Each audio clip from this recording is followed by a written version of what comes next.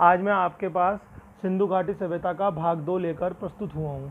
देखिए, सबसे बड़ी बात यह है कि अब हमें जो है ना सिंधु घाटी सभ्यता के भाग 2 में एक तो इनका आर्थिक जीवन, इनका धार्मिक जीवन और इनके महत्वपूर्ण स्थल, और फिर इनके क्या कारण थे कि ये इतने समृद्ध होने के बावजूद बहुत जल्दी ही लुप्त हो गए या उनका विघटन हो गया, ये सब मैं आपको पढ़ाऊँगा। सबसे पहले जो मैं आज आपको पढ़ाने जा रहा हूँ वो पढ़ाने जा रहा हूँ आर्थिक जीवन। देखिए, सबसे पहले हमें जानना होगा कि इनका आर्थिक जीवन जो है वो किस प्रकार का था। मैं आपको बताना चाहूँगा कि इनका आर्थिक जीवन काफ़ी समृद्ध था और ये बड़े पैमाने पर अपने आर्थिक जीवन के लिए प्रसिद्ध थे। जिनमें सबसे बड़ी विशेषता थी इनकी मुद्रा के रूप में मोहरों का चलन। देखिए, हम सब जानते हैं कि इनके यहाँ मुद्रा का चलन नहीं था, इनके यहाँ मुद्रा के रूप में मोहरों का चलन था। अर्थात ये लोग मुद्रा का चलन तो नहीं करते थे, परंतु मोहरों को ही अपनी मुद्रा के रूप में चलाया करते थे।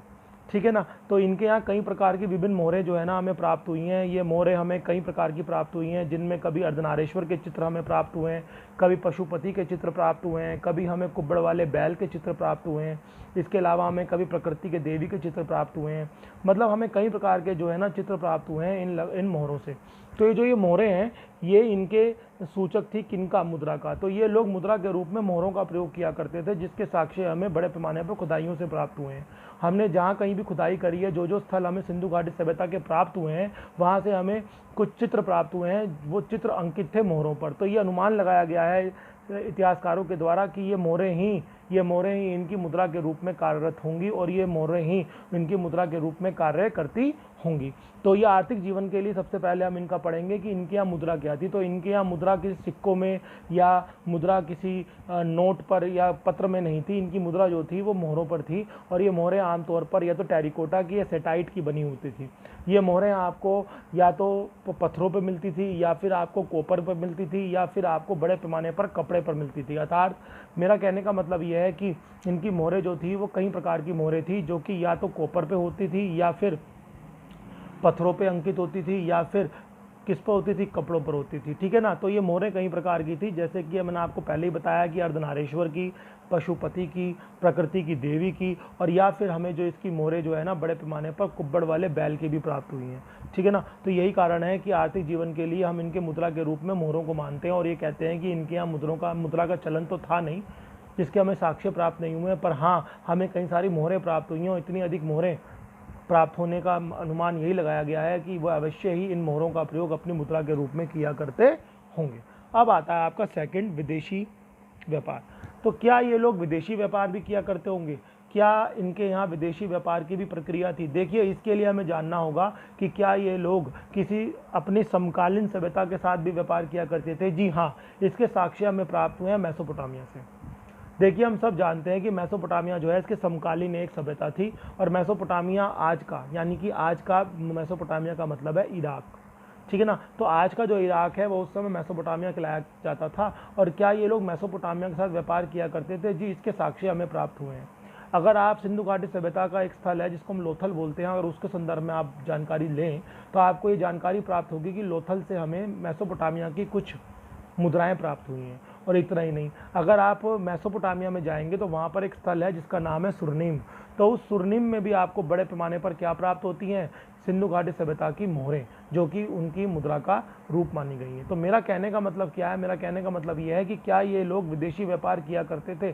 जी हाँ, ये लोग बड़े पैमाने पर विदेशी व्यापार किया करते थे, जिसके साक्ष्य हमें लोथल से और सुरनीम से प्राप्त हुए हैं, जिससे पता चलता है कि हमारे यहाँ तो मेसोपोटामिया की मुद्राएं और हमारी मुद्राएं मेसोपोटामिया में मिली हैं। और ऐसा केवल तभी संभव है जब हमारे व्यापारी वहाँ जाया करते हों और उनके व्यापारी हमारे यहाँ आया करते हों। और ऐसा केवल तभी संभव होता है जब दोनों ये सभ्यताएं आपस में व्यापार किया करती होंगी। यही कारण है कि हम लोग ये भी मानते हैं कि ये लोग विदेशी व्यापार किया करते थे, और समुद्री विदेशी व्यापार ही उस समय करने का एक तरीका था मुख्य। ठीक है ना। तो ये हो गया आपका विदेशी व्यापार। तो क्या इनके यहाँ कोई कर प्रणाली भी थी? तो मैं आपको बताना चाहूँगा कि इनके यहाँ कर प्रणाली विद्यमान होनी चाहिए, जिसका प्रमुख कारण ये है कि अगर कर प्रणाली विद्यमान नहीं थी तो वो किस प्रकार राजा जो हुआ करते थे वो अपने राज्य का खर्चा चलाया करते थे। देखिए, राजा के पास पूरे राज्य का भार था, उसको उस राज्य को संभालना था। तो क्या कारण थे? कि बड़े पैमाने पर जो कर प्रणाली अगर नहीं हो तो फिर क्या कारण था कि वो, या क्या तरीका था जिसके अंतर्गत वह अपने राज्य को चलाते। हालांकि हमें कर व्यवस्था के कोई चित्र प्राप्त, कोई कर व्यवस्था के कोई हमें ऐसे प्रमाण प्राप्त नहीं हुए हैं सिंधु घाटी सभ्यता से जिससे हम ये कह सकें कि उनके यहाँ कर प्रणाली वाकई में ही विद्यमान थी, परंतु यह अनुमान लगाया गया है कि कोई भी राजा बिना कर व्यवस्था के अपना राज कार्य नहीं चलाता, इसलिए चला सकता, इसीलिए हम ये मानते हैं कि उनके यहाँ कर प्रणाली भी विद्यमान होगी। अब कर प्रणाली कितनी थी, कितना कर लिया करते थे, कौन कौन से करते, ये तो केवल हमें तभी पता चल पाएगा जब हमें बड़े पैमाने पर इनकी लिपि का ज्ञान होगा और जब हम इस बात से अवगत हो जाएंगे कि इनकी लिपि किस भाषा में लिखी गई है और इनकी लिपि पढ़ पाएंगे। जब इनकी लिपि हम पढ़ पाएंगे तो हम अवश्य ही ये बता पाएंगे कि इनके यहाँ कर व्यवस्था किस प्रकार थी, जटिल थी, आसान थी, या इनके यहाँ कर व्यवस्था किस रूप में थी, या इनके यहाँ कौन कौन से कर विद्यमान थे। तो ये बहुत आवश्यक है, ठीक है ना। तो परंतु क्या कर प्रणाली विद्यमान थी, अनुमान लगाया गया है कि विद्यमान होगी, अवश्य रूप से ही विद्यमान होगी, क्योंकि किसी भी राजा के लिए अपना राज कार्य चलाना तभी संभव होगा जब उसके पास कर व्यवस्था के उत्तम स्रोत हों। अब आते हैं आपकी अगली और आखिरी इसकी, और वो है संपन्नता का सूचक। देखिए, हम ये बताना चाहेंगे कि इनके यहाँ अमीर और गरीब का वर्गीकरण था समाज में। तो कौन अमीर कहलाता था, वह कौन व्यक्ति था जो अमीर कहलाएगा, तो वो मोहरों से अमीर कहलाएगा। इनके यहाँ ये माना जाता था, ये अनुमान लगाया गया है इतिहासकारों के द्वारा कि जब मोहरें मुद्रा का सूचक थी तो जो प्रॉपर्टी का सूचक था, संपत्ति का जो सूचक था, वो मोहरें ही हुआ करती होंगी। यानी जिस व्यक्ति के पास जितनी अधिक मोहरें उतना ही वो व्यक्ति क्या समृद्ध माना जाएगा। अर्थात ये मान लिया गया है इतिहासकारों के द्वारा कि जिस पर जितनी अधिक मोहरें हुआ करती होंगी वह व्यक्ति समाज में समृद्ध और समाज में धनी माना जाएगा, ठीक है ना। तो यही कारण था कि जो संपन्नता का सूचक था वो मोहरें थी, ठीक है ना। तो इसका मतलब क्या है, सिंधु घाटी सभ्यता का भाग 2 का जो मैंने आपको आज आर्थिक जीवन पढ़ाया पहले में, वो मैंने आपको मुद्रा के रूप में मोहरों का चलन बताया, किस तरीके से उनके यहाँ मुद्रा नहीं थी परंतु मोहरों को ही मुद्रा का रूप दिया गया। फिर विदेशी व्यापार ये किस तरीके से मेसोपोटामिया के साथ किया करते थे, और फिर मैंने आपको बताया कि कर प्रणाली के हमें उचित प्रमाण तो प्राप्त नहीं हुए हैं, परंतु ये मान लिया गया है कि कर व्यवस्था अवश्य ही विद्यमान होगी, अन्यथा बड़ा मुश्किल था किसी भी राजा के लिए राज कार्य को इनिशिएट करना या उसको चलाना। इसके अलावा संपन्नता का सूचक क्या था, तो संपन्नता का सूचक हमेशा संपत्ति होती है, और संपत्ति किस रूप में वो मानी जाती थी, मोहरों के रूप में। तो मोहरों की गिनती ही संपन्नता का सूचक था, जिसके पास जितनी मोहरें उतने अधिक वो संपन्न। अब हम जो आपको आगे पढ़ाएंगे वो हम आपको पढ़ाएंगे धार्मिक जीवन। देखिए, जो धार्मिक जीवन है ये बड़े पैमाने पर इनका महत्वपूर्ण है। देखिए, हम आपको बताना चाहेंगे कि जो धार्मिक जीवन है वो विशेष प्रकार से इनका आपको पढ़ने जरूरी है, क्योंकि धार्मिक जीवन के संदर्भ में जो प्रश्न है वो पेपर में आते हैं। चाहे आप IAS की तैयारी कर लीजिए, चाहे आप TCS की तैयारी कर लीजिए, बड़े पैमाने पर आपको धार्मिक जीवन के संदर्भ में जानकारी होनी चाहिए, जिसमें सबसे पहले हम आपको पढ़ाएंगे पशुपति मोहर। देखिए, ये पशुपति मोहर क्या है। देखिए, पशुपति मोहर जो है ना, हमें मोहनजोदड़ो से प्राप्त हुई है। मोहनजोदड़ो वर्तमान में पाकिस्तान में स्थित है, जो कि एक बड़ा महत्वपूर्ण स्थल माना जाता है सिंधु घाटी सभ्यता का।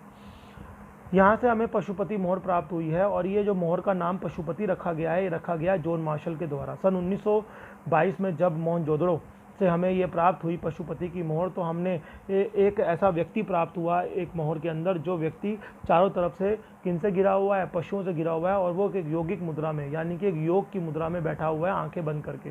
तो जब जॉन मार्शल ने ये तय किया कि इसके बारे में मैं जानकारी निकालूंगा, और ये देखा कि ऐसा क्या कोई हिंदू देवी देवताओं में कोई देवी देवता है जो कि इस प्रकार की मुद्रा में पाया जाता हो, तो उनको भगवान शिव के संदर्भ में जानकारी प्राप्त हुई। और भगवान शिव को हम सब जानते हैं कि एक नाम उनका पशुपति भी है। तो यही कारण है कि भगवान शिव के इस पशुपति की प्रक्रिया को देखते हुए जॉन मार्शल ने इस व्यक्ति का नाम, जो कि इस मोहर पर केंद्रित किया गया है या उसको दर्शाया गया है, उसका नाम क्या रख दिया गया है, पशुपति रख दिया। और इस तरीके से ये जो मुद्रा, ये जो मौद्रिक, ये जो आपकी जो ये मोहर है, इस मोहर के अंदर जो ये व्यक्ति दिखाया गया है वो पशुपति के नाम से विख्यात हुआ, और इस मोहर को पशुपति मोहर के नाम से जाना गया। तो आज भी वर्तमान में ये पशुपति मोहर के रूप में जानी जाती है, और इससे ये अनुमान लगाया जाता है कि ये लोग अवश्य ही इस पिक्चर की पूजा किया करते होंगे, इस व्यक्ति की पूजा किया करते होंगे जिसका चित्र इन्होंने इस मोहर पर अंकित किया हुआ है। यही कारण है कि ये भी अनुमान लगाया गया है कि ये वह लोग अवश्य ही नर देवताओं की भी पूजा किया करते होंगे, जिसका प्रमाण हमें इस पशुपति मोहर से प्राप्त हुआ है, क्योंकि हमें एक यौगिक पुरुष की पिक्चर प्राप्त हुई है, जो कि एक मोहर के ऊपर पिक्चर्ड की गई है या उसको चित्रित किया गया है, जिसमें वह चारों तरफ से घिरा हुआ है पशुओं से, और वो एक यौगिक मुद्रा के रूप में बैठा हुआ है, यौगिक पुरुष की मुद्रा के रूप में बैठा हुआ है, अपनी आंखें बंद कर। ये इसलिए मान लिया गया है कि ये बड़े पैमाने पर हो ना हो इनकी पूजा किया करते होंगे, और आमतौर पर यह भी माना गया है कि ये भगवान शिव का ही रूप है, और भगवान शिव की तरह ही एक इनके आराध्य होंगे। ठीक है ना। तो अब आता है अर्धनारेश्वर। देखिए अर्धनारेश्वर की जो मोहर है वो भी बड़े पैमाने पर विख्यात है। अर्धनारेश्वर की मोहर जो है ना एक ऐसी मोहर है जिसके अंदर एक व्यक्ति को दर्शाया गया है जो पूर्णतः व्यक्ति नहीं है, यानी उसके अंतर्गत बड़े पैमाने पर वो व्यक्ति जो है ना कॉम्बिनेशन में है, वो मिश्रण है एक व्यक्ति का और एक जानवर का। यही कारण है कि अंग्रेजी में हम उनको क्या बोलते हैं, यूनिकॉर्न बोलते हैं। और एक हमें ऐसा चित्र प्राप्त हुआ है मोर पर जिसमें ना तो व्यक्ति पूर्ण रूप से दर्शाया गया और ना ही जानवर पूर्ण रूप से दर्शाया गया है। वो एक ऐसा चित्र है जिसमें आधा चित्र तो व्यक्ति का है यानी मानव का और आधा चित्र जानवर का है। तो ऐसा माना गया है कि ये लोग हो ना हो क्रेचर, यानी कि जिसे हम क्या बोलते हैं, जिसे क्रेचर को हम बोलते हैं अर्धनारेश्वर, या क्या बोलते हैं हम जो ना तो पुरुष है और ना ही जानवर है, ऐसा व्यक्ति, कोई ऐसा व्यक्ति जो है ना उसका चित्र हमें यहाँ से प्राप्त हुआ है। यही कारण है कि ये माना गया है वो लोग अवश्य ही यूनिकॉर्न यानी कि अर्धनारेश्वर यानी कि क्रेचर्स में भी विश्वास किया करते होंगे, उनकी पूजा किया करते होंगे। इसलिए ये अनुमान लगाया गया है कि वह लोग अर्धनारेश्वर की भी पूजा किया करते होंगे, जिसके चित्र हमें बड़े पैमाने पर मोहनजोदड़ो से ही प्राप्त हुए हैं। अब आता है आपके नारी देवताओं की पूजा। देखिए बड़े पैमाने पर हमें जानना होगा कि ये लोग सबसे ज़्यादा पूजा किसकी किया करते थे, नर देवताओं की या नारी देवताओं की। तो हमें सर्वाधिक साक्ष्य जो है ना वो नारी देवताओं के प्राप्त हुए हैं। हमें जो प्रमाण मिले हैं वो इस बात के प्रमाण मिले हैं कि ये लोग अधिकतर नारी देवताओं की पूजा किया करते थे और बड़े पैमाने पर वह नारी देवताओं के प्रति क्या थे, आकर्षित थे और बड़े पैमाने पर वो नारी देवताओं को ही अपनी पूजा पद्धति का एक भाग बनाया करते थे। परंतु इसका तात्पर्य ये नहीं है कि वो नर देवताओं की पूजा नहीं करते थे। जिसमें मैंने आपको बताया कि पशुपति मोहर जो प्राप्त हुई है उसको भी ये माना गया है कि वो नर थे और नर देवताओं की पूजा पद्धति का वो एक भाग रहे होंगे। और यही कारण है कि ये माना गया है कि वो बड़े पैमाने पर अपने पूजा पद्धति के रूप में पशुपति मोहर का भी प्रयोग किया करते होंगे, यानी कि अपनी पूजा के लिए वो पशुपति को भी मानते होंगे। यही कारण है कि वो नर देवता और नारी देवता दोनों की पूजा किया करते थे, ऐसा अनुमान लगाया गया है। परंतु सर्वाधिक पूजा वो नारी देवताओं की किया करते थे। इसके अलावा अब जो मैं आपको पढ़ाऊँगा वो मैं पढ़ाऊँगा आपको इसका दूसरा भाग। देखिए अब बात ये आती है कि इसी के अंदर मैं आपको पढ़ाना चाहूँगा प्रजनन अंगों की पूजा। देखिए अब इनका धार्मिक जीवन का दूसरा भाग क्या था, धार्मिक जीवन का इनका अगला भाग जो है, जो चौथा भाग है वो क्या है, वो है प्रजनन अंगों की पूजा। देखिए ये एक ऐसे अंगों की पूजा होती है जो कि बड़े पैमाने पर मानव के लिए फर्टिलिटी यानी कि उत्पादक क्षमता से भरपूर होते हैं, जैसे कि लिंग, योनि, ये बड़े पैमाने पर ऐसे अंग होते हैं जो कि बड़े पैमाने पर प्रोडक्टिविटी आपकी प्रस्तुत करते हैं और इस दुनिया के अंदर जो है ना दुनिया को चलाने के लिए क्या होते हैं, महत्वपूर्ण होते हैं।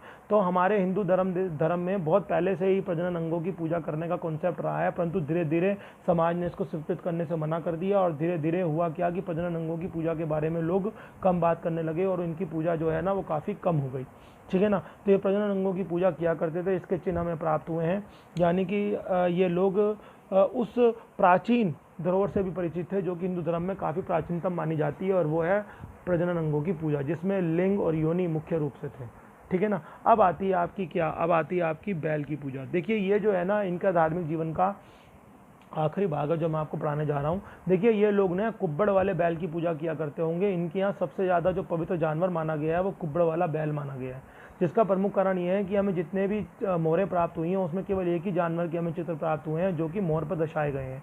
इसके अलावा और भी जानवरों से वो परिचित थे, परंतु कभी भी उनको मोहर पर दर्शाया नहीं गया और ना ही हमें कोई ऐसी मोहर मिली है जिन पर उन जानवरों का चित्र अंकित किया गया हो। केवल एक ही जानवर का हमें चित्र मोहरों से प्राप्त हुआ है और वो थे कुब्बड़ वाले बैल। यही कारण है कि ये मान लिया गया है इतिहासकारों के द्वारा, हो ना हो ये जानवर ही बड़े पैमाने पर इनके लिए पवित्र माना गया होगा और यही कारण है कि उन्होंने अपनी मोहरों पर इस जानवर का चित्र अंकित कराया, ना कि अन्य जानवरों को, ठीक है ना। तो ये था आपके लिए कुब्बड़ वाले बैल की पूजा का प्रमाण, क्योंकि हमें बड़े पैमाने पर ये हम मानते हैं, इतिहासकार मानते हैं कि वह लोग पवित्र जानवर के रूप में कुब्बड़ वाले बैल को ही माना करते होंगे। ये था आपके लिए क्या, ये था आपके लिए इनका धार्मिक जीवन। अब आता है आपका इनका सिंधु घाटी सभ्यता के महत्वपूर्ण स्थल। देखिए ये बड़े महत्वपूर्ण है क्योंकि इनमें आपको पता होना चाहिए कि स्थल कहाँ पर हैं और ये स्थल किस किस चीज़ के लिए प्रसिद्ध थे। देखिए कई सारे स्थल हैं पर मैं आपको सबसे महत्वपूर्ण जो 12 हैं वो आपको मैं पढ़ाने जा रहा हूँ। सबसे पहला स्थल जो है ना वो है हड़प्पा स्थल जो है ना वो आपको वर्तमान के पाकिस्तान में मिलता है। हड़प्पा स्थल जो है ना वो आपको मिलता है कहाँ पर, पाकिस्तान में, वो भी कहाँ पर, वर्तमान के पाकिस्तान के पंजाब प्रांत में। देखिए पंजाब जो है ना वो पाकिस्तान में भी और भारत में भी है। तो जो वहाँ के पंजाब की राजधानी है वो लाहौर है, परंतु जो भारत के पंजाब की राजधानी है वो चंडीगढ़ है। हमारे यहाँ का जो पंजाब है वो पश्चिमी पंजाब कहलाता है, उनके यहाँ का जो पंजाब है वो पूर्वी पंजाब कहलाता है। तो मेरा कहने का मतलब क्या है, मेरा कहने का मतलब ये है कि जो वहाँ के पंजाब का जो हड़प्पा नामक जगह है, वहाँ पर हमें बड़े पैमाने पर हड़प्पा नामक एक स्थल प्राप्त हुआ है, जो कि सिंधु घाटी सभ्यता का स्थल माना गया है। यहाँ से हमें कई प्रकार के साक्ष्य प्राप्त हुए हैं। जैसे कि हमें पहला साक्ष्य यहाँ से प्राप्त हुई है, क्या, अनाज के भंडार। देखिए, ये लोग अनाज को भंडारित कर भी रखा करते थे, ताकि अगर आवश्यकता हो और कभी कमी हो जाए अनाज की, तो बड़े पैमाने पर उस भंडार से अनाज को प्रोवाइड कराया जा सके लोगों तक। तो वो दूरगामी भी थे, जिससे हमें ये पता चलता है। इसके अलावा हड़प्पा से हमें क्या प्राप्त हुई है, नाचती हुई कॉपर की गुड़िया, यानी कि हमें एक कॉपर की गुड़िया प्राप्त हुई है, जो कि बड़े पैमाने पर एक नृत्य की मुद्रा में दर्शाई गई है। ठीक है ना। तो यही कारण है कि हमें यहाँ से हड़प्पा से हमें ये भी प्राप्त हुआ है, और ये दोनों ही प्रश्न जो है ना पेपर में पूछे जा चुके हैं और पूछे जा सकते हैं आगे भी। ठीक है ना। इसके अलावा जो है ना मोहनजोदड़ो के बारे में हम आते हैं। मोहनजोदड़ो जो है ना वो भी सिंधु घाटी सभ्यता का एक बड़ा ही प्रमुख स्थल है, और ये हमें जो है ना सिंध प्रांत से प्राप्त होता है, पाकिस्तान के। ठीक है ना। मोहनजोदड़ो कई प्रकार के अपने प्रमाणों के लिए जाना जाता है, जैसे कि नंबर 1, वहाँ से भी हमें अनाज गृह प्राप्त हुए हैं। इसके अलावा वहाँ से हमें एक मूर्ति प्राप्त हुई है एक आदमी की, जिसकी क्या है, बियर्ड है, यानी जिसकी क्या है, दाढ़ी है, जिससे ये बात पता चलती है कि वो लोग दाढ़ी भी रखा करते होंगे, और वो लोग दाढ़ी की प्रथा से भी क्या थे, परिचित थे। इसके अलावा हमें यहाँ से स्वास्तिक का चिन्ह प्राप्त हुआ है, जो कि हिंदू धर्म का वर्तमान में एक बहुत ही पवित्र चिन्ह माना जाता है। इससे ये प्रमाण मिलते हैं कि वो लोग हिंदू धर्म के काफ़ी करीब थे, परंतु वो किस धर्म के लोग थे हम नहीं मानते, हमें पता ही नहीं है। जिसका प्रमुख कारण ये है कि जब तक हम उनकी लिपि नहीं पढ़ लें, तब तक हम ये नहीं कह सकते कि वो इस पर्टिकुलर धर्म से जुड़े हुए थे, क्योंकि अधिकतर 90% जो हमें प्रमाण मिलते हैं वो हिंदू धर्म से जुड़ने के मिलते हैं, परंतु फिर भी क्योंकि 10% संशय में है, इसलिए हम इनको जब तक लिपि नहीं पढ़ी जाएगी हम इनको हिंदू धर्म का नहीं मानेंगे, और ना ही किसी अन्य धर्म का मानेंगे। यही कारण है कि इतिहासकार इनको सेकुलर मानते हैं, क्योंकि हिंदू धर्म के अधिकतर प्रमाण मिलने के बावजूद भी कई ऐसे प्रमाण हैं जो हिंदू धर्म से उनको अलग बताते हैं। तो यही कारण है कि जब तक हम इनकी लिपि को नहीं पढ़ लेंगे, तब तक हम इनको किसी धर्म से नहीं जोड़ सकते। तो मोहनजोदड़ो में हमें स्वास्तिक के चिन्ह प्राप्त हुए हैं, जो कि हिंदू धर्म के पवित्र चिन्ह माना जाता है। इसके अलावा हमें मोहनजोदड़ो से क्या प्राप्त हुआ है, इसके अलावा हमें मोहनजोदड़ो से प्राप्त हुआ है एक बहुत बड़ा टब, जिसे हम बोलते हैं स्नानागार। देखिए, हमें बहुत बड़ा जो है ना स्नानागार प्राप्त हुआ है, जिससे ये बात अनुमान लगाई गई है कि यार ये लोग जो है ना वो रिचुअल बात, यानी कि पवित्र स्नान में भी विश्वास किया करते होंगे, और ये पवित्र स्नान की जो प्रक्रिया है वो आज वर्तमान में हिंदू धर्म में है। आप जानते हैं कि कुंभ का मेला लगता है, जो पवित्र स्नान का एक क्या है, एक प्रमाण है, और ये हिंदू धर्म का एक बहुत ही प्रसिद्ध क्या होता है, इवेंट होता है, बहुत ही प्रसिद्ध एक आयोजन होता है, जो कि बड़े पैमाने पर किया जाता है। तो ये लोग ना मोहनजोदड़ो से हमें क्या प्राप्त हुआ है, हमें मोहनजोदड़ो से एक बड़ा स्नानागार प्राप्त हुआ है। तो इतना बड़ा स्नानागार जहाँ पर बहुत सारे लोग एक साथ स्नान कर सके, उसकी आवश्यकता क्या थी, तो उसकी आवश्यकता केवल तभी हो सकती है जब वहाँ पर उनका कोई ऐसा रिचुअल हो, वहाँ पर कोई उनकी ऐसी परंपरा या ऐसा कोई रस्म हो जिसमें वो एक साथ नहाने की प्रक्रिया निभाते हो, जैसे कि आज हिंदू धर्म में निभाई जाती है, जिसे हम कुंभ का मेला या शाही स्नान या हम गंगा स्नान के रूप में जानते हैं। तो यही कारण है कि मोहनजोदड़ो के अंदर जो भी हमें चिन्ह प्राप्त हुए हैं वो अधिकतर हमें इनको बताते हैं कि ये लोग हिंदू धर्म से काफ़ी करीब होंगे, परंतु क्योंकि हमें इनकी संस्कृति के बारे में पता नहीं है, क्योंकि इनकी लिपि आज तक पढ़ी नहीं जा सकी है, इसलिए हम बड़े पैमाने पर इनको हिंदू धर्म से कभी जोड़कर नहीं देखते, और जब तक नहीं देखेंगे जब तक कि हमें उनकी लिपि ज्ञात नहीं हो जाएगी। इसके अलावा क्या और भी कोई चिन्ह हमें मोहनजोदड़ो से प्राप्त हुए हैं? हाँ जी, हमें इसके अलावा मोहनजोदड़ो से जो चिन्ह प्राप्त हुए हैं उनके रूप में हम क्या लेते हैं, हम लेते हैं बहुत सारे नरकंकाल। देखिए, मोहनजोदड़ो से हमें बहुत तादाद में नरकंकाल प्राप्त हुए हैं। अब इतने सारे नरकंकाल क्यों मिलेंगे किसी दिए गए स्थान पर? तो वो क्यों मिलेंगे बताइए? तो उसका मिलने का एक ही कारण है कि या तो वहाँ पर युद्ध हुआ होगा कभी किसी टाइम में, इसका मतलब है वो लोग युद्ध में भी विश्वास किया करते होंगे, यही कारण है, या फिर बड़े पैमाने पर वहाँ पर कोई ऐसी त्रासदी आई होगी, प्राकृतिक त्रासदी, जिसके कारण वहाँ पर हजारों लोग एक साथ मर गए या कई सारे लोग एक साथ मर गए। तो यही कारण है कि वहाँ पर हमें कई सारे नरकंकाल जो हैं प्राप्त हो सकते हैं। इसके अलावा हमें और कोई कारण नहीं है जहाँ पर हमें इतनी बड़ी मात्रा में नरकंकाल हमें मोहनजोदड़ो से मिले। यही कारण है कि मोहनजोदड़ो को हम क्या बोलते हैं, मृतकों का टीला भी बोलते हैं। और क्वेश्चन पेपर में बार बार आता है कि बताइए वह कौन सा सिंधु घाटी स्थल है जिसको मृतकों का टीला भी कहा जाता है, तो वो मोहनजोदड़ो है। और क्यों कहा जाता है? क्योंकि वहाँ से हमें कई सारे नरकंकाल प्राप्त हुए हैं, जो कि अन्य किसी स्थल से प्राप्त नहीं हुए इतनी अधिक मात्रा में, जिसका कारण केवल एक ही हो सकता है मुख्य रूप से, कि वहाँ पर युद्ध हुआ होगा कभी, और वहाँ पर कई सारे लोग मर गए होंगे जिनको दफनाया गया होगा, जिसके कारण हमें आज भी उनके नरकंकाल वहाँ से प्राप्त हो रहे हैं खुदाइयों से। ठीक है ना। या फिर आप मान सकते हो कि वहाँ प्राकृतिक त्रासदी कोई आई होगी। तो ये दोनों ही कारण हो सकते हैं, ठीक है ना, क्यों हमें वहाँ पर इतने ज़्यादा नरकंकाल प्राप्त हुए हैं। तो इसलिए हम मोहनजोदड़ो को नरकंकालों के मिलने के कारण इतनी अधिक मात्रा में मृतकों का टीला भी कहते हैं। अब आता है हमारा तीसरा, लोथल। देखिए लोथल जो है ना वो बड़े पैमाने पर गुजरात में है, और लोथल जो है ना भारत के गुजरात में है, और ये एक बंदरगाह के रूप में देखा जाता है, ठीक है ना। और ये कच्छ की खाड़ी के करीब स्थित है, जो कि गुजरात में है। इसके अलावा लोथल जाना जाता है अपने कुछ महत्वपूर्ण प्रमाणों के लिए, जैसे कि सबसे पहले चावल की खेती के चिन्ह हमें लोथल से मिले। इसके अलावा लोथल ही वह जगह है जहाँ से हमें ये लोग शवों को दफनाया करते थे, इसके चिन्ह प्राप्त हुए। इसके अलावा लोथल से हमें क्या प्राप्त हुआ, लोथल से हमें ज्वेलरी प्राप्त हुई, इनकी बीड्स वाली, यानी कि ये नकाशी वाली ज्वेलरी भी पहना करते थे, ये हमें इसके चिन्ह प्राप्त हुए हैं। इसके अलावा ऊँट के कंकाल हमें लोथल से ही प्राप्त हुए हैं, ठीक है ना। तो ऊँट से वो लोग परिचित थे, जी हाँ, उसके कंकाल भी हमें ऊँट के मिले हैं, तो इसलिए हम मानते हैं कि वो लोग जो है ना ऊँट से परिचित हुआ करते होंगे। इसके अलावा लोथल से हमें खेल का बड़ा मैदान प्राप्त हुआ है। इससे हम ये बात अनुमान लगाते हैं कि वो लोग जो है ना आउटडोर स्पोर्ट्स, यानी कि जो बाहर की क्रीड़ाओं का जो सिस्टम होता है उससे भी परिचित थे, ठीक है ना। इसके अलावा हमें लोथल से और क्या चीज़ जानकारी प्राप्त होती है, इसके अलावा हमें लोथल से जानकारी प्राप्त होती है कि वहाँ से हमें एक बहुत बड़ा क्या नाम है जहाजी बेड़ा प्राप्त हुआ है, समुद्री जहाजी बेड़ा। इससे पता चलता है कि ये लोग जो है ना बड़े पैमाने पर अवश्य ही विदेशी व्यापार भी किया करते होंगे, समुद्री यात्राओं से परिचित थे, क्योंकि हमें यहाँ पर एक बहुत बड़ा जहाजी बेड़ा प्राप्त हुआ है। इसके अलावा हमें यहाँ से मेसोपोटामिया की मोहरें प्राप्त हुई हैं, जिससे यह अनुमान लगाया जा सकता है कि बड़े पैमाने पर हम लोग जो हैं क्या करते होंगे, हम लोग जो है क्या नाम है, यानी सिंधु घाटी सभ्यता के लोग जो है ना वो बड़े पैमाने पर क्या करते होंगे, बड़े पैमाने पर करते होंगे समुद्री व्यापार। और वो समुद्री व्यापार किससे किया करते थे, मेसोपोटामिया से। समुद्री व्यापार मेसोपोटामिया से करते होंगे, ठीक है ना। हाँ, तो मेरा कहने का मतलब क्या है, तो मेरा कहने का मतलब यह है कि समुद्री व्यापार के रूप। अच्छा, तो ये था आपके लिए लोथल। अब हम जो है ना कालीबंगा में आपको बताएंगे। देखिए कालीबंगा जो है ना वो आज की डेट में जो है ना वो राजस्थान में स्थित है।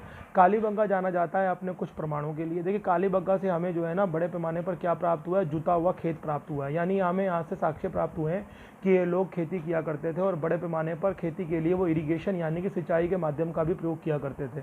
क्योंकि हमें यहाँ से जो खेत का टुकड़ा प्राप्त हुआ है वो जुता हुआ खेत का टुकड़ा है, और जुता हुआ खेत का टुकड़ा केवल तभी हो सकता है जब वो परिचित हो किससे, इरिगेशन फैसिलिटी से, यानी कि सिंचाई के माध्यम से, ठीक है। इसके अलावा हमें यहाँ से ना जली हुई ईंटें प्राप्त हुई हैं, फायर एल्टर्स प्राप्त हुए हैं, जिससे इस बात का अनुमान लगाया जाता है कि वह लोग बड़े पैमाने पर अंधविश्वासी थे, और वह लोग भूत प्रेतों में विश्वास किया करते थे, और स्वयं को भूत प्रेतों से बचाने के लिए अपने मकानों की ईंटों को जला दिया करते थे। उनका मान्यता ये थी कि अगर वो ऐसा करेंगे तो भूत प्रेत जो है उनके घरों में प्रवेश नहीं कर पाएंगे, और उनको वो किसी प्रकार से कोई भी मुसीबत उनको नहीं होगी। तो यही कारण है कि कालीबंगा के अंदर हमें दो जो प्रमाण प्राप्त हुए हैं वो हमें उनका एक जो उनका प्रमाण है वो उनके विकास को दर्शाता है, और दूसरा प्रमाण जो हमें मिला है यहाँ से वो उनके अंधविश्वास को दर्शाता है, ठीक है ना। अब आती है अगला, वो आता है ब्रुज होम। देखिए जो ये ब्रुज होम जो है ना वो जम्मू कश्मीर में स्थित है।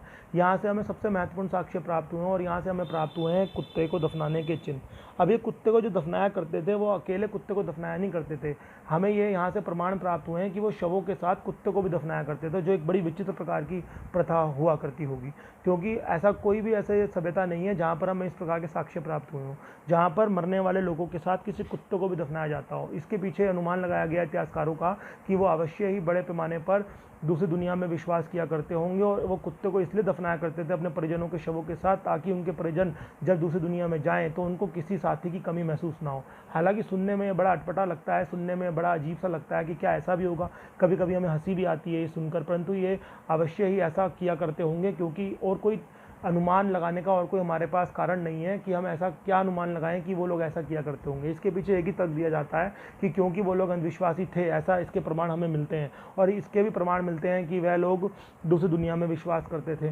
तो जब हमें इसके प्रमाण मिलते हैं तो फिर इस पर भी हम विश्वास कर सकते हैं कि वो लोग इस प्रक्रिया के अंतर्गत जरूर कुत्ते को साथी के रूप में दफनाया करते होंगे अपने परिजनों के शवों के साथ, ताकि उनके परिजन मरने के बाद जब दूसरी दुनिया में जाएँ तो उनको किसी प्रकार की किसी सहयोगी की कमी ना महसूस हो, उनको एक फ्रेंड मिल जाए, एक दोस्त मिल जाए। यही कारण था कि वो कुत्ते को दफनाया करते थे, ताकि कुत्ता उनकी वहाँ पर सहयोग कर सके जब वो वहाँ दूसरी दुनिया में जाए, ठीक है ना। तो यही कारण था कि ब्रुज होम जो है ना बड़े पैमाने पर पेपर में काफ़ी विख्यात है, और क्योंकि ये जाना जाता है अपने एक विचित्र प्रकार के प्रमाण के लिए जो सिंधु घाटी सभ्यता को उनके अंधविश्वास के लिए एक चरम सीमा पर पहुँचाती है।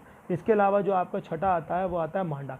देखिए मांडा जो है ना वो बड़े पैमाने पर जम्मू कश्मीर में स्थित है, और मांडा में हमें केवल और केवल बर्तन प्राप्त हुए हैं अधिकतर, और हमें जो है ना कई प्रकार के बर्तन प्राप्त हुए हैं जो कि सिंधु घाटी सभ्यता की सभ्यता को दर्शाते हैं। परंतु सबसे बड़ी बात यह है कि मांडा पेपर में इसलिए आ जाता है क्योंकि ये सबसे उत्तर में स्थित सिंधु घाटी सभ्यता का स्थल है। और ये कहाँ पर है, जम्मू कश्मीर में है। तो बस हम जो बच्चे हैं उनको विशेषता मांडा के संदर्भ में ये चीज़ याद रखनी है। इसके अलावा मांडा पेपर में बड़ा मुश्किल है कि पूछ ले, हाँ पर ये पूछ सकता है मांडा के संदर्भ में कि बताइए वह कौन सा सिंधु घाटी सभ्यता का स्थल है जो सबसे उत्तर में स्थित है। तो वो मांडा है जो भारत में स्थित है और जम्मू कश्मीर में है, ठीक है ना। अब आता है रोपड़। देखिए रोपड़ जो है ना वो पंजाब में स्थित है। रोपड़ जो है ना वो एकमात्र ऐसे स्थल है सिंधु घाटी सभ्यता का जिसको हम शहर नहीं कह सकते, जिसको हम ग्राम कहते हैं यानी गांव कहते हैं। हम सब जानते हैं कि सिंधु घाटी सभ्यता जो है वो पूर्णतः शहरीकरण के ऊपर केंद्रित थी और ये एक प्रकार की शहरी क्या थी, ये एक प्रकार की शहरी सभ्यता थी, ठीक है ना।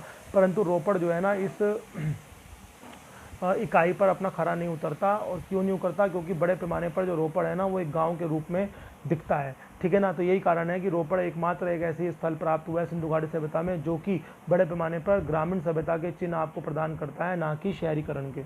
अब आता है आपका आलमगीरपुर। देखिए आलमगीरपुर जो है ना वो बड़े पैमाने पर कहाँ पर स्थित है, ये उत्तर प्रदेश में स्थित है और ये उत्तर प्रदेश के मेरठ जिले में आता है और हिंडन नदी के किनारे स्थित है। और सबसे बड़ी बात यह है कि ये जो आपका आलमगीरपुर है ये किस चीज़ के लिए जाना जाता है, ये जाना जाता है अपनी एक विचित्र प्रकार की प्रक्रिया के लिए। देखिए मैं आपको बताना चाहूँगा सिंधु घाटी सभ्यता में जितने भी हमें जो प्राप्त हुए हैं स्थल, उनमें हमें सब में ही हमें इनकी मोहरें प्राप्त हुई हैं, ठीक है ना। परंतु एक ऐसा स्थल है जहाँ से हमें एक भी मोहर प्राप्त नहीं हुई है और वो है आलमगीरपुर। आलमगीरपुर जो है ना वो मोहर रहित मिला है हमें, यानी वहाँ से हमें एक भी मोहर अभी तक प्राप्त नहीं हुई है। यही कारण है कि इस चीज़ के लिए प्रसिद्ध है और पेपर में बार बार पूछ भी लेता है कि बताइए वह कौन सा सिंधु घाटी सभ्यता का स्थल है जहाँ पर हमें मोहरें प्राप्त नहीं हुई, ठीक है ना। तो ये वाली बात है। इसके अलावा जो हम पढ़ाएंगे वो हम पढ़ाएंगे आपको क्या, वो हम पढ़ाएंगे राखी गढ़ी, ठीक है ना। राखी गढ़ी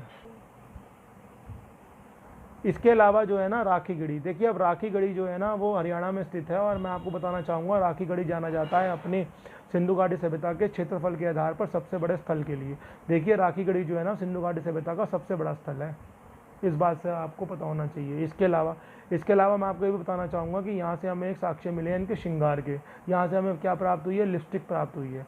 और ये भी आपको पता होना चाहिए, इससे हमें इस बात का अनुमान लगाया गया है कि ये लोग श्रृंगार में विश्वास किया करते होंगे। तो राखी गढ़ी कहाँ पर प्राप्त हुई है, राखी गढ़ी प्राप्त हुई है हरियाणा में। अब आता है आपका डायमाबाद। डायमाबाद जो है ना वो महाराष्ट्र में स्थित है और ये जो है ना सबसे पश्चिमवर्ती स्थल माना जाता है सिंधु घाटी सभ्यता का। देखिए डायमाबाद से हमें चिन्ह प्राप्त हुए हैं किस चीज़ के, कॉपर के रथ के। इसका मतलब ये है कि हमने अनुमान लगाया है इतिहासकारों ने कि ये लोग अवश्य ही युद्धों में विश्वास किया करते होंगे, क्योंकि राजाओं के द्वारा रथों का प्रयोग आमतौर पर युद्धों में ही अधिक किया जाता था, ठीक है ना। तो डायमाबाद कहाँ से मिला है हमें, डायमाबाद मिला है महाराष्ट्र से। और हमें किस चीज़ के चिन्ह प्राप्त हुए हैं यहाँ पर, मुख्य रूप से हमें प्राप्त हुए हैं रथ के चिन्ह। और वो रथ किसका बना हुआ था, कॉपर का, ये आपको ध्यान रखना होगा। अब आता है आपका धोलावीरा। धोलावीरा जो है ना गुजरात में स्थित है। देखिए धोलावीरा जो है ना वो जाना जाता है अपने जल प्रबंधन के लिए। ये अपने जल प्रबंधन के लिए बहुत ज़्यादा प्रसिद्ध था और यहाँ से हमें जो मुख्य रूप से प्रमाण प्राप्त हुए हैं वो जल प्रबंधन के ही प्रमाण प्राप्त हुए हैं। किस तरीके से लोग वहाँ पर मिट्टी के बर्तनों में जल का संग्रहण करके रखते थे ताकि आवश्यकता पड़ने पर उस जल का प्रयोग किया जा सके, जो कि इनकी एक यूनिकनेस थी, इनकी एक विचित्रता थी। इसके अलावा आता है आपका सरकोंडा। देखिए ये जो आपका सरकोंडा है ये बड़े पैमाने पर एक ऐसी साइट है जो कि सिंधु घाटी सभ्यताओं के लिए बड़ी प्रसिद्ध है और पेपर में बहुत बार पूछी भी जा चुकी है। जिसका प्रमुख कारण ये है कि यहाँ से हमें एक साक्ष्य प्राप्त हुए हैं घोड़े के। ये लोग घोड़े से परिचित थे, जी परिचित थे, क्योंकि हमें जो है ना घोड़े के अवशेष प्राप्त हुए हैं इस जगह से। अब वो घोड़ा किस रूप में प्रयोग में लाया करते थे, क्या वो घोड़ा यातायात के लिए प्रयोग में लाया करते थे, क्या वो घोड़े से केवल परिचित थे या उनको पालतू बनाते थे, इसके संदर्भ में हमें कोई जानकारी प्राप्त नहीं है, क्योंकि हमें कोई भी लिखित पुख्ता इसके प्रमाण प्राप्त नहीं हुए हैं। और जो भी लिखता पुख्ता प्रमाण हमें प्राप्त हुए हैं वो सारे के सारे जो प्रमाण हैं वो एक ऐसी लिपि में है जिसको अभी तक पढ़ा नहीं गया है। यही कारण है कि हम इस बात से भी अवगत नहीं करा सकते पूरी दुनिया को कि वो लोग बड़े पैमाने पर किस चीज़ के लिए घोड़े का प्रयोग किया करते थे। तो घोड़े से परिचित थे, ये बात पक्की है, क्योंकि हमें घोड़े के अवशेष प्राप्त हुए हैं, ठीक है ना। परंतु वो घोड़े का प्रयोग किस रूप में किया करते थे, क्या उन्हें पालतू बना के रखते थे, क्या उनका प्रयोग वो यातायात के लिए किया करते थे जैसे कि अन्य वंशों ने इसके बाद किया, परंतु हमें इसके बारे में कोई जानकारी नहीं है, ठीक है ना।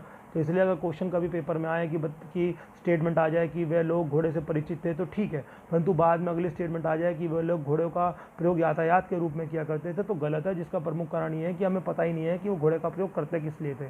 क्या वो घोड़े का प्रयोग यातायात के लिए करते थे, इसके भी कोई हमें प्रमाण नहीं मिले हैं। क्या वो घोड़े को पालतू बना के रखते थे, इसके भी प्रमाण नहीं मिले हैं। क्या वो केवल घोड़े से परिचित थे, केवल इसके भी कोई प्रमाण नहीं मिले हैं। बस केवल प्रमाण ये मिले हैं कि हाँ घोड़े से परिचित थे, इससे अधिक कोई हमें प्रमाण नहीं मिला है। अब आता है ये आपका अगला, ये जो है ना आखिरी है हमारे इस सेगमेंट का भाग। इसके बाद हम जो है ना ये हमारी वीडियो समाप्त हो जाएगी और ये जो पार्ट 2 है ये भी समाप्त हो जाएगा सिंधु घाटी सभ्यता का। देखिए सिंधु घाटी सभ्यता के अब हम पढ़ेंगे पतन के कारण। ऐसा क्या कारण था कि सिंधु घाटी सभ्यता इतनी एडवांस थी, इतनी विकसित थी, उसके बावजूद सिंधु घाटी सभ्यता अब बहुत जल्दी अपने विघटन की ओर चली गई, जिसके 2 प्रमुख कारण माने जाते हैं। पहला तो माना जाता है सूखा अथवा बाढ़ आने के कारण पतन। देखिए ये काफ़ी रिलेट किया जा सकता है, ये काफ़ी संबंधित भी है। जिसका प्रमुख कारण ये है कि देखिए हम सब जानते हैं कि ये सभ्यता जो थी ना, सिंधु घाटी सभ्यता कहलाई इसलिए क्योंकि वो या तो सिंधु नदी के किनारे स्थित थी या सिंधु नदी के सहायक नदियों के किनारे स्थित थी, अधिकतर इसके सारे स्थल, ठीक है ना। तो बड़ा संभव है कि यदि वहाँ पर सूखा पड़ जाए तो सभी के सभी जो जानवर हैं वो बड़े पैमाने पर पानी के अभाव में मरेंगे। कृषि हो नहीं पाएगी क्योंकि जल की व्यवस्था नहीं हो पाएगी। मछलियाँ मर जाएंगी क्योंकि वहाँ पर जल नहीं होगा, सूखा पड़ जाएगा। मछलियाँ मर जाएंगी तो बड़े पैमाने पर वो लोग खाएंगे क्या, कृषि नहीं होगी तो फिर भी खाएंगे क्या। मतलब जो शाकाहारी लोग हैं और जो मांसाहारी हैं दोनों ही बड़े पैमाने पर भोजन के अभाव में मृत्यु को प्राप्त हो सकते हैं। परंतु यदि बाढ़ आ जाए तो भी ये कंडीशन आ सकती है।